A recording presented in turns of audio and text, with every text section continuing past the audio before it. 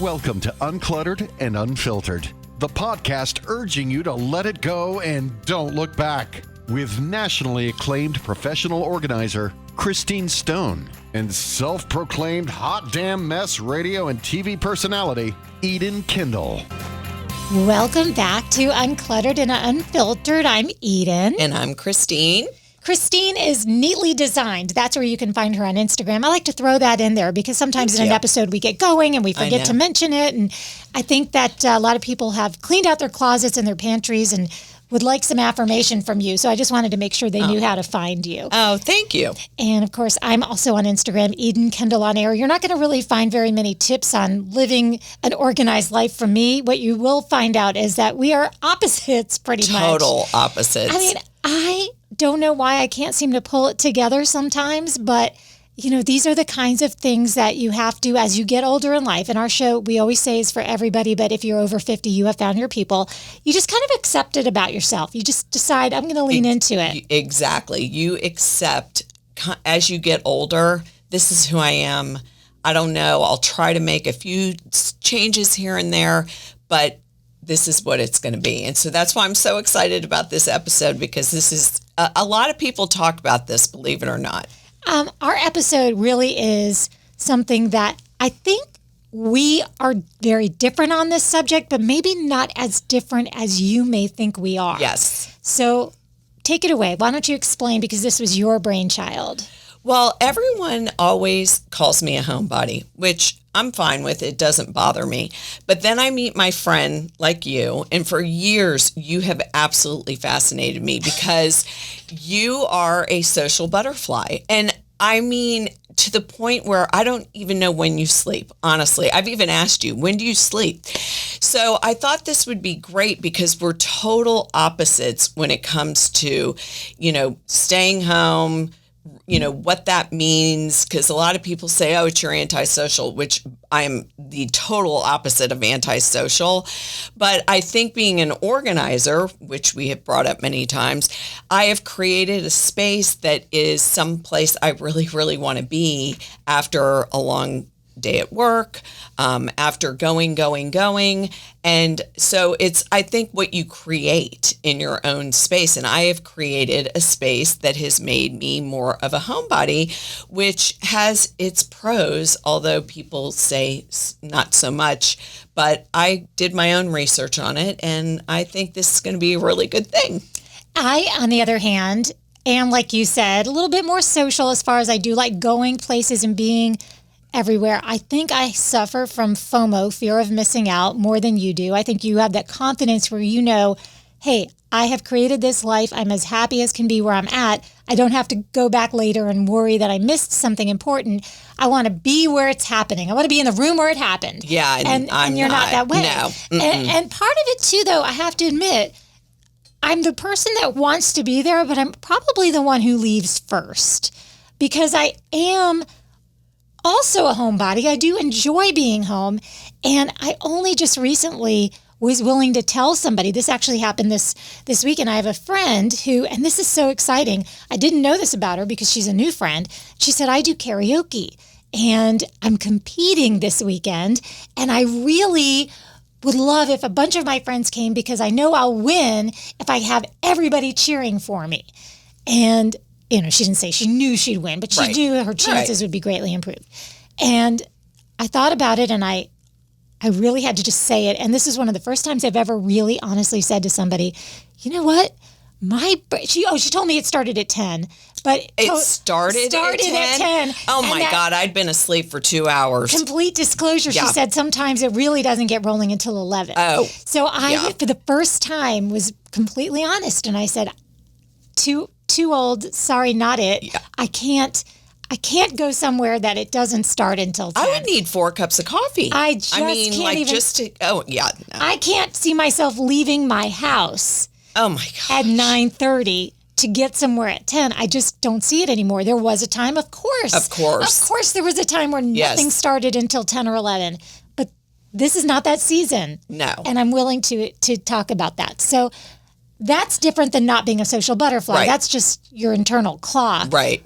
But it does have some bearing on our conversation, because you have to be willing to say to somebody, no, thank you, to where they're not going to ask you again every single day.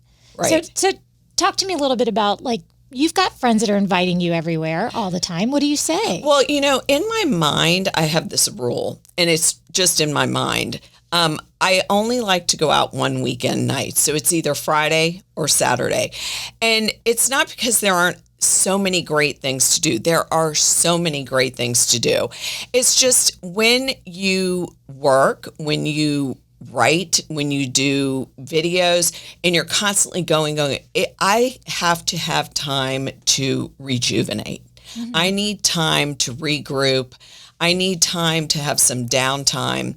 And so I think for me, when I instituted that rule in my own head, I stuck with it, and it's worked for me. It's worked great for me. Now, there are exceptions. I mean, if my kids come in town, we're always going. But for a general rule, I like to choose, is it a Friday or a Saturday? Now, don't get me wrong. I'll still go out to dinner. That's different. But I mean, to go out and really get all dressed up and, do the whole thing. I think as you get older, it gets exhausting. It takes longer to get ready. I don't know about anybody else out there, but for me, it takes double the time it used to take. And so it's a whole production, and you have to kind of be in the mode. Like I said, I have to have my cup of coffee at like 4:30 to get me started. And it's a whole thing. So yeah, I think you don't have to do as much when you're a homebody. You can be in your comfy pajamas, put your hair up in a ponytail, have no makeup on, and watch a Netflix show in your, comfy mm-hmm. clothes.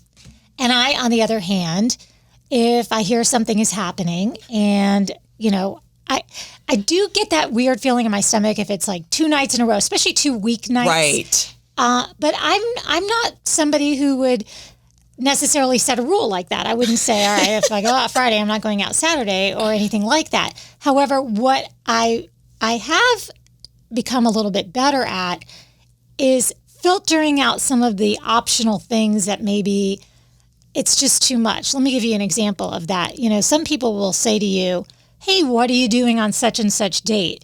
And I have a surefire answer whenever that comes up. The very first thing I say, me. Okay, first of all, I don't like this because they're asking you this open-ended question and they're not telling you why. So I always say, that date sounds so familiar to me, but what did you have in mind? Then when they come up with, I thought you could come over and I'd show you a slideshow of my vacation, which is like an old thing that used to be a running joke back in like the 70s. Yeah. And then you can say, well, let me check my schedule. Well, gosh darn it. I knew that date sounded familiar. I have to, water my lawn that night. Right. So wash my hair. You just kind of set it up to where it doesn't sound made up. If after you find out what it is, you can't make it on that day. But I did come across an article in Self Magazine on their website, and I'll put a link to this in the show notes. And it's just some very gracious ways of saying no without actually lying and saying you have something else going on. And it's things like what you said, where you say, I made a promise to myself not to go out 2 weekend nights in a row, or I'm afraid, and this is what I did the other night, I'm afraid my body clock I just cannot physically see myself being able to make it. And what that does is instead of it saying, well, I have plans that night, because by the 3rd or 4th time somebody asks, they're going to start taking it personally. But it's not personal. It's about you and your own boundaries. I also think that when you are of a certain age, no matter what, you will still get up. I still get up at 5:30 or 6, no matter what I've done the night before. It's just your body clock. So I also take that into consideration when I am deciding what I'm doing. Because if you're going to be out till 1 o'clock in the morning and you get up at 6 still, I mean, it's exhaustion to start your week out or to, go through into the weekend. And, alcohol. I mean, you just can't drink as much as you used to without a really bad hangover. You can't recover. No, you cannot recover as quick. And so I kind of try to just, I don't like to say never do anything of anything, but just really moderation of anything, to me, including going out. To me, that's moderation. So did you know you knew that there was a word introvert and you know the word extrovert. Yes. Did you know there's ambivert and omnivert? No, So that I an did not know. omnivert would be somebody very extreme for one of these. You know, an introvert is somebody who they actually recharge by being alone. An extrovert recharges by being in a group setting. Oh. An ambivert is what I think I am, which is somewhere in the middle of that, where you aren't necessarily, people might think that you are extroverted because you are able to walk into a large room and command an audience, but maybe it's not what you really truly love. It's not your most comfortable that you'll feel. And so there's something in the middle. So don't feel like you have to classify yourself as one or the other. There's definitely some in between, and sometimes it's situational. Yeah. Well, like I said, there have been many, many Friday and Saturday nights that we have had plans. I think what happened though is with COVID, we got so used to doing nothing and there was nothing ever being planned that it was hard to get back into it. And so I kind of took some of the joy from that past couple of years and implemented it into now that things are somewhat back to normal. And so I'm not doing how I used to be, pre-COVID, because I was exhausted all the time. I think a lot of that too was I was just tired all the time. Your body needs time to rejuvenate, in my opinion, especially as you get older, because the minute you don't, you get sick. You get run down, you get sick. At least I do. So I listen to my body, and that's how I became the homebody that I am, that I'm proud to talk about today. So creating a space where you feel comfortable, that ties right into the getting rid of the clutter. Yes. So while you might be thinking, well, I kind of like listen in sometimes, I really am waiting for that tip, that organizational tip. But let's talk about that, the clutter. I mean, the clutter can be physical, but it also can be, all the different shows that are waiting for you on your DVR. It can be all the emails that you need to delete, all the junk mail that's sitting in your junk mail, taking up, space on your computer. I mean, unopened mail that you've never opened. I mean, there's so many things in your home that people used to be able to, leave. And then during COVID, they weren't able to just leave it. And that's where I think people really had an epiphany and an awakening of how important your home really is when you can't leave it, when you're in it and you want to enjoy it. And so that's why I have always felt that a home should be a place that you cannot wait to come home to at the end of a crazy busy day, especially in the world we live in right now. I mean, that's kind of your sanctuary. That's your place of peace. That's the place you can shut the garage door and just be yourself, be who you are, wear no makeup. That's the thing about home. You don't have to have that mask on. You don't have to be somebody you're not. You're in your own house and you should enjoy it. What do you say about rooms that are multifunctional as far as relaxing goes? I know that if I am, let's say my husband is watching TV and I just want to sit up there with him, and then I have my computer maybe open and I'm doing a million things, that's multitasking. That's not relaxing. But I find that if I close up the computer, if I put it in another room, if I make sure that the door to the laundry room is shut, you have to almost close out the distractions in your own home. Is that what you've done as far as the way you've set up your home to where you can feel like when you're not working, you are not working? I feel like I've done that. I think in my space, because we did downsize, so I had to be really creative in the spaces. So I think that just keeping the space free of clutter, staying on top of things, example, laundry, things that you don't want to face, things that really cause you stress and anxiety is the first step in creating a home that you just want to be in and you can't wait to come home to.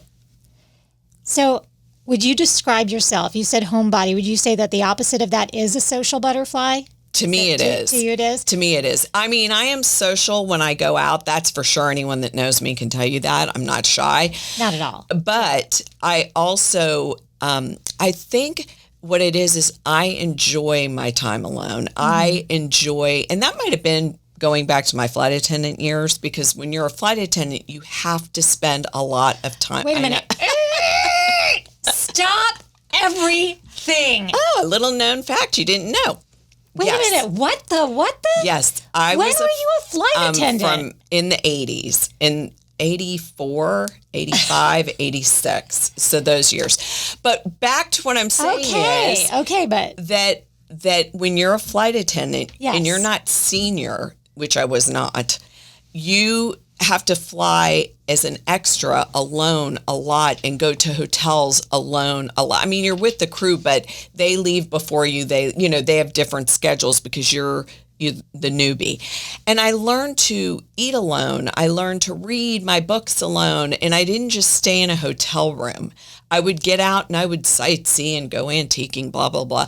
But I think that job taught me that it's okay to be alone and enjoy my own company. And I think that's why a lot of people think homebodies are, introverts. But really, I think it just depends. Some people just don't like going out and seeing other people. I get that too.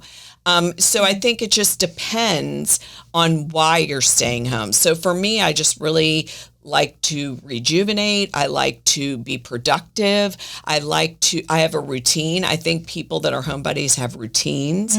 So anyway, yeah. So do you have a little quiz that you came upon? Yes. So let's take our little quiz here. Okay. And take this along with us. This is for you listening to ask yourself these questions. And we'll also have this link. This is from BuzzFeed. And I found this, and it's how much of a homebody are you? And this will be really good because we'll see if we're the same or different like we think we are. Okay. You have a specific set of comfy clothes to wear when you're home. Absolutely. 100%. Yeah. But I think that's, I think most people do. And I do think COVID really solidified. Yes, I do too. Or we increased our collection of athleisure, as they call it. But I say it's comfy. Comfy, sure. Yeah. Sure. You regularly spend all weekend in your pajamas or aforementioned comfy clothes. Nope. And I can say yes. I can absolutely tell you there have been times where I literally can hang with the dog in my pajamas, watching a Netflix, binging something all day. And I change 3 times a day. Yeah, no. So. I'm probably starting out in my workout clothes, and I change back probably after my shower into my comfy clothes, and then I change into whatever it is I'm going to be going out in. So I change multiple times a day. And not weekends. I mean, unless I'm going out. You wear slippers around the house? No. I have to say I don't either. Yeah, I don't wear slippers. I don't. Do you allow shoes on in your home? No. Yeah. Well, we live at the beach, right, so and it's so sand. You'll just carry the entire beach into my house. So no, you'd rather go straight home after work on Fridays than do anything else. I'm going to say that's not really me either. That's 100% you. me. Yes, 100%. I mean, and when I've worked all day, I'm dreaming about going home and changing into my comfy clothes. Is the bra coming off in the car? I'm telling you, it's like, oh God, we're almost there. So yes, that is definitely me. Let's see. You'd rather order delivery than go out to a restaurant. So that I actually am kind of 50-50. That's situational for me. And I would say here there isn't a lot of really good takeout, so I would rather throw something on and go grab a bite to eat than do takeout, because there just isn't a lot of good takeout options. And that's where the gray area comes in, because for me, you'd think it was the opposite for both of us. Okay, you own a breakfast tray that lets you eat in bed. Do you ever eat in bed? I do eat in bed. I'm not proud of it, but I don't eat a full meal and I don't have a breakfast tray. Like if I'm, have some granola in a cup, something like that. But same. Something like that, but not a full meal, and I don't have a tray set up. I mean, Yeah, I don't order the pizza to come directly to the bed. No. There's exactly. definitely. You prefer shopping online to going to an actual store? No. I don't either. I'd like to try things on. I like to try things on. I miss the malls. I miss, it was just an event. Yeah. I mean, I miss it. I do. It's not as much fun. I mean, I do online shopping, but I don't enjoy it as much as going somewhere and trying clothes on and making an event out of it. Especially during the holidays, I enjoy going shopping. Me too. I mean, I know there are a lot of people listening who are like, no, I would much rather not do that.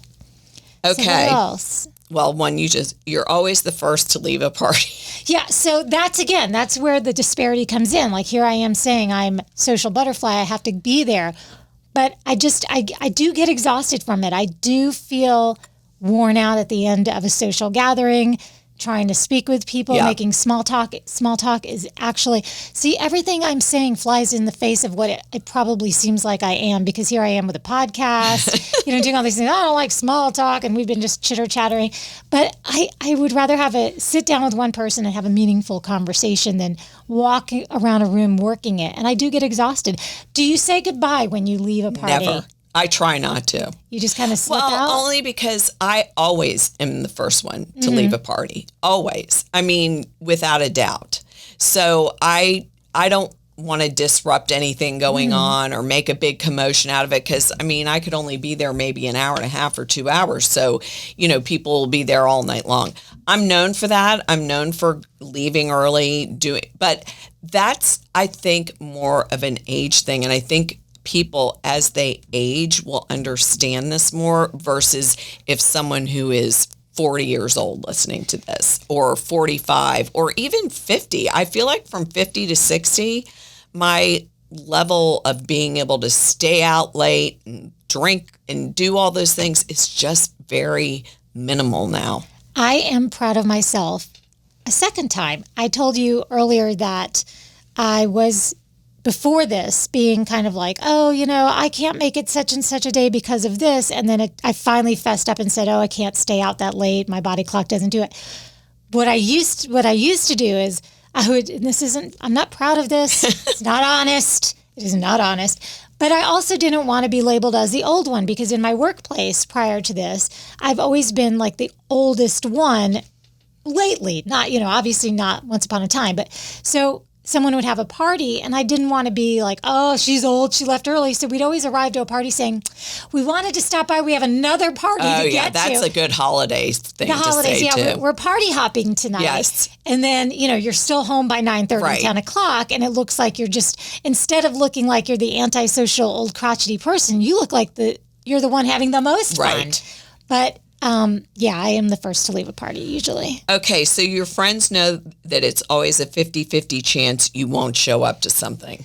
That I can say. If I say I'm going to be there, I'm going to be there. Me too. I would never, ever not show up to something. If I say I am going to be there, even if it's not an RSVP type thing, if I tell somebody, I am definitely there. Like I said, I'll probably be the first to leave, but I'll be there.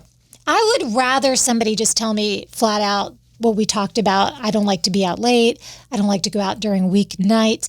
That way there's not this standing invitation and perpetual disappointment that you get when you've asked somebody a bunch of times. It just would be better to say, listen, lunch doesn't work well for me. It's hard to get away from the job, or, it's just not going to happen. What if we set up a Zoom happy hour? Right. And we get in our pajamas and we just chat that way.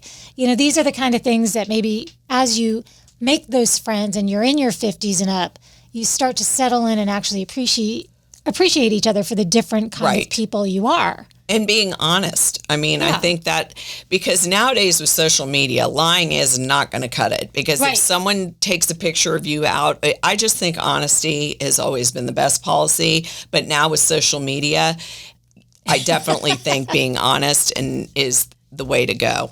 Okay, you have a subscription to at least 3 video streaming services. Oh, yes. I have more. Oh, me too. Me too. I have more.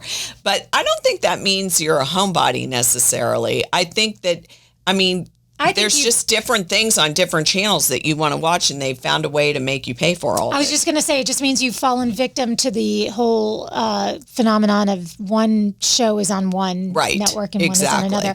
So let's do one more. Okay. Let's see. There's so many funny ones.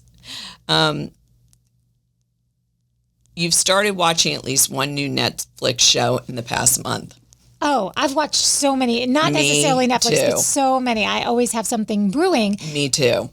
But I think what we're realizing here is we've all gotten into a lot of habits that really do kind of make us all into homebodies. It's the people who were going the most crazy. I think we have a confession to make. Both of us were like neither of us obviously wanted a pandemic, and nobody liked the loss that came along with it. No. But the actual staying home part of it, that piece of it, didn't make me crazy. Did it make you crazy? I mean, it was like a dream come true, minus the pandemic Minus part. the losses. I think it gave everybody a chance to calm down. Yes. I think it gave everybody a chance to regroup, to spend time with some family members, although it may have lasted a really long time.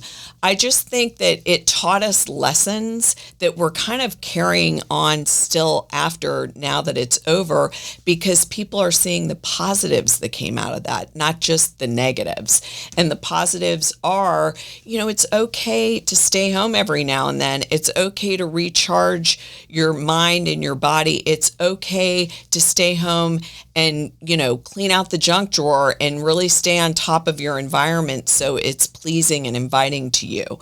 That's what I think. And it's also okay to be the complete opposite. So we ask you, when you give us feedback, always let us know if you're a Christine or you're an Eden. Are you a Christine in definitely. that, it's Friday and you're like, I can't wait to get home in my PJs? Or if you're like me and you're like, okay, what's happening this weekend? Where's everyone going to be? What are we all doing? I don't want to miss out. Or how did I not get an invite to that? So whatever kind of person you are, or probably what you are is somewhere in between. And that's also wonderful. Just remember that you have found your people right here. We have Facebook, we have Instagram, we have a YouTube channel now, and we love hearing from you on our website, where you can actually give us your email address. Let us know what you think of the show. Let us know which side of the coin you fall on. And by all means, always remember that regardless of your age, you can let it go And not look back.